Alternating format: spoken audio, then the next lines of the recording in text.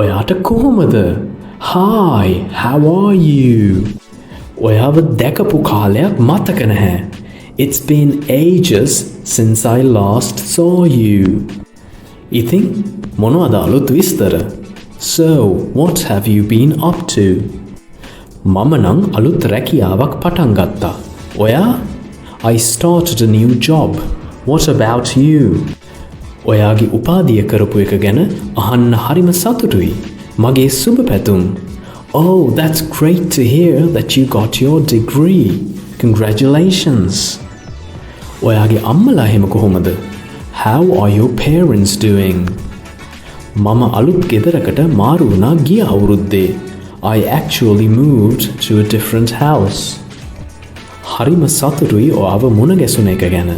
පුළුවන් වෙලාවක මට කෝල් එකක් ගන්න හොඳේ? I'm so glad that I ran into you. Make sure to give me a call sometime.